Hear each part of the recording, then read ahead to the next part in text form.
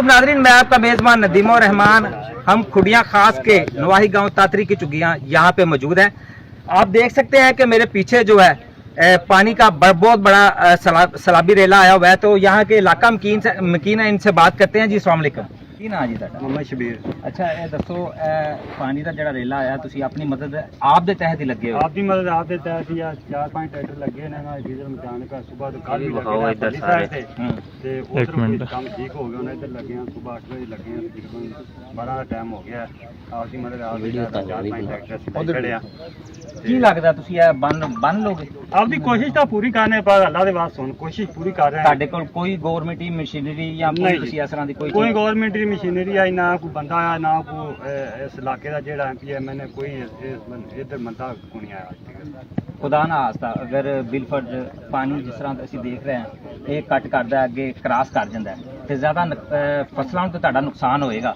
बहुत ज्यादा नुकसान होया जे अगर पानी इथों निकलदा है ना ते अगे 3-4 पेड़ ने सारे पिंडां नूं नुकसान होया। कल्ला सानू नुकसान नहीं होना, सिक्खा नूं नुकसान होएगा, खाची जगीर नूं नुकसान होएगा, नेड़े नेड़े राजोवाल नूं नुकसान होएगा। जिन्ने भी पिंड बैठे ने कल्ला साडा नुकसान नहीं, सारे पिंडां दा नुकसान ਸਿੰਘ ਦਾ ਨੁਕਸਾਨ ਹੋ ਗਿਆ। ਤੁਸੀਂ ਗਵਰਨਮੈਂਟ ਅੱਗੇ ਕੀ ਅਪੀਲ ਕਰੋਗੇ? ਕੀ ਤੁਹਾਨੂੰ ਚੀਜ਼ ਇਸ ਤਰ੍ਹਾਂ ਦੀ ਫਿਲ ਫੋਰ ਪ੍ਰੋਵਾਈਡ ਕੀਤੀ ਜਾਏ ਕਿ ਤੁਸੀਂ ਜਿਹੜਾ ਨਾ ਇਸ ਨੁਕਸਾਨ ਤੋਂ ਬਚ ਸਕੋ? ਅਸੀਂ ਗਵਰਨਮੈਂਟ ਅੱਗੇ ਇਹ ਅਪੀਲ ਕਰਨੇ ਆ ਵੀ ਫਿਲ ਫੋਰ ਸਾਨੂੰ ਐਕਸੀਵੇਟਰ ਇੱਕ ਕ੍ਰੇਨ ਦਿੱਤੀ ਜਾਏ।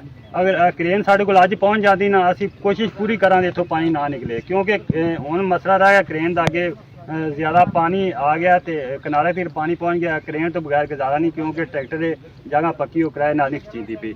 ਐਕਸੀਵੇਟਰ ਨੇ ਜਿਹੜਾ ਉਹ ਥੱਲੋਂ ਮਿੱਟੀ ਪਾਟ ਕੇ ਕਿਨਾਰੇ ਤੇ ਰੱਖੀ ਜਾਏ ਤੇ ਹੋਰ ਸਾਨੂੰ ਕਿਸੇ ਸ਼ਾਇਦ ਯੂਨੀਵਰਸਿਟੀ ਦੇ ਐਕਸੀਵੇਟਰ ਪਹੁੰਚ ਜਾਏ। ਇਹ ਜਿਹੜਾ ਤੁਸੀਂ ਬੰਨਦੇ ਪਏ ਹੋ ਇਹ ਤਕਰੀਬਨ ਕਿੰਨੇ ਏਕੜ ਦਾ ਕਰੀਗਾ ਜਿਹੜਾ ਬੰਨ ਤੁਸੀਂ ਬੰਨ ਲੋਗੇ ਤੇ ਤੁਹਾਡੀ ਆਬਾਦੀ ਜਿਹੜੀ ਮਹਿਫੂਜ਼ ਹੋਏਗੀ? ਇਧਰ ਪਿਛਲੀ ਸਾਈਡ ਤੇ ਤਕਰੀਬਨ 4-5 ਏਕੜ ਬੰਨ ਬਣਾਇਆ, ਉਹ ਤੁਸੀਂ ਵਿਜ਼ਿਟ ਕਰੋ ਜਾ ਕੇ। ਤੇ ਇਧਰ 2 ਕਿਲੋਮੀਟਰ ਦੀ ਕਰ ਅਸੀਂ ਇਧਰ ਤਕਰੀਬਨ 4-5 ਕਿੱਲੇ ਬੰਨ ਆਪਦੀ मदद आप तहत लगे हैं। इंशाल्लाह शाम तक मुकम्मल करांगे।